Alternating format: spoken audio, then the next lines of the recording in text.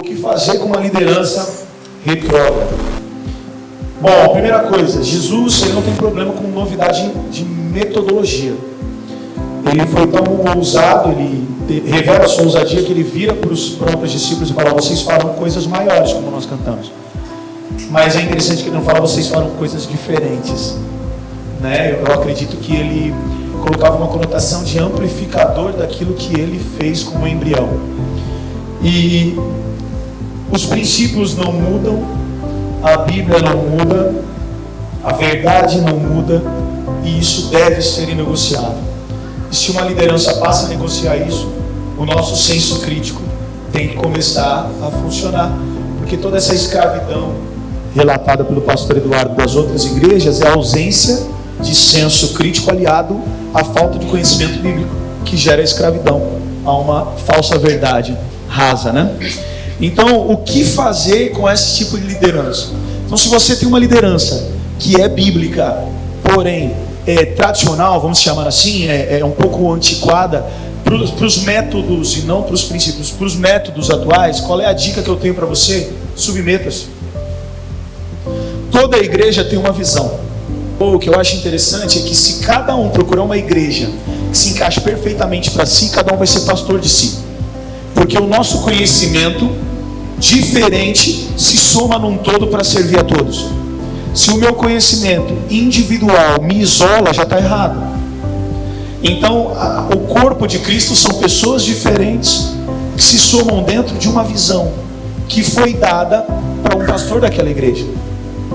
Então, o que eu entendo é que se a tua igreja tem uma visão, para ficar mais palpável, azul, você tem que se submeter a essa visão azul, ir para o azul claro, para o azul fluorescente, para o azul escuro, e você vai passar a criar dentro desse azul.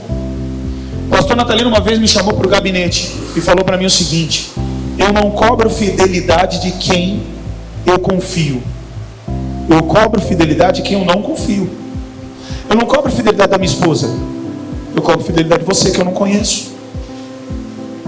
O que eu entendo com isso? Existe um princípio: seja fiel no pouco e Deus te colocará no muito.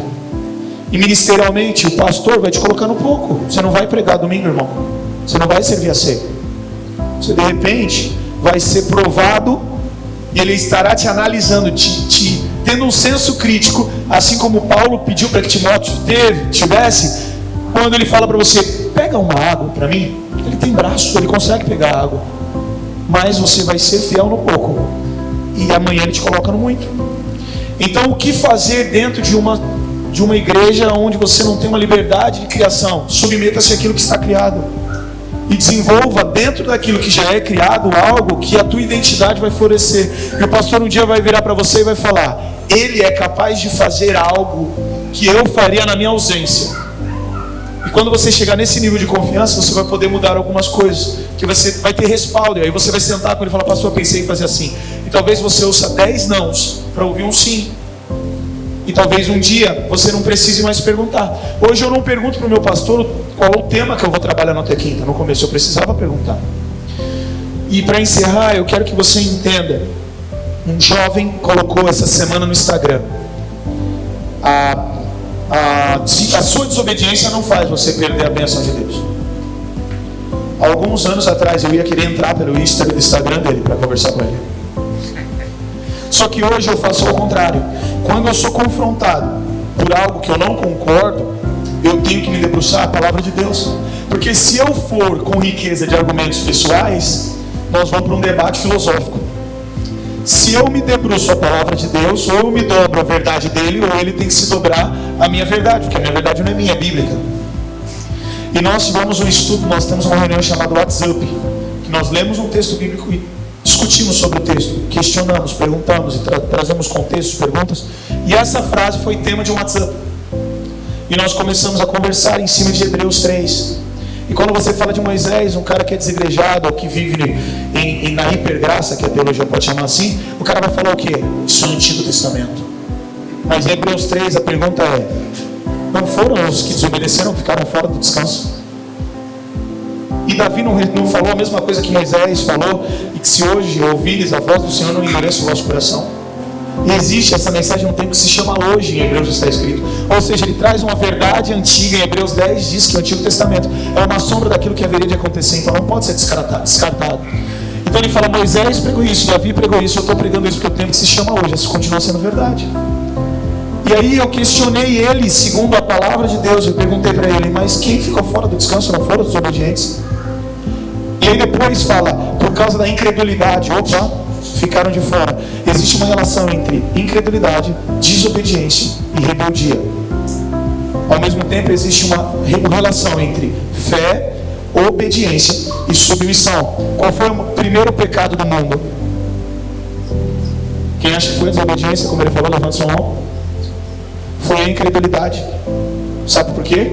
Porque Eva acreditou no diabo, desacreditou de Deus e desobedeceu. A desobediência foi o resultado da incredulidade, que gerou rebeldia. Já a fé me gera obediência, que me gera submissão. Então, cara, honra o teu pastor. A Bíblia fala que nós temos que ser motivo de alegria para eles e não de tristeza, porque seria penoso para nós, seria ruim para nós se não fosse assim. Então, honre o teu pastor, cara. Às vezes ele vai errar contigo, às vezes ele vai acordar azedo, às vezes ele vai te dar dor, às vezes ele vai estar errado. Mas aí você põe na balança, quantas vezes o pastor Natalino esteve certo comigo e quantas vezes ele esteve errado. E quantas vezes eu errei com ele, e quantas vezes ele errou comigo. Eu falo, Jesus, tem misericórdia de mim. Uma vez o meu pastor falou assim, você nunca vai ter vergonha de ser minha ovelha. Eu espero nunca ter vergonha de falar que eu sou teu pastor. Então é pesado. E nessa balança, irmão, ele tem que errar todo dia. E mesmo assim eu vou estar muito mais errado. Então como agir? Submeta-se. Mas o meu líder está errado. Eu não vejo Saul certo. E Davi o honrou. E nós não estamos falando de perseguiçãozinha ministerial, nós estamos falando de tentativa de assassinato. E Davi o honrou. E o honrou em vida e o honrou em morte. Porque quando Saul morre, em vez dele dar uma festa, ele institui 3 dias de luto. Rasga as suas vestes, ou seja, honra.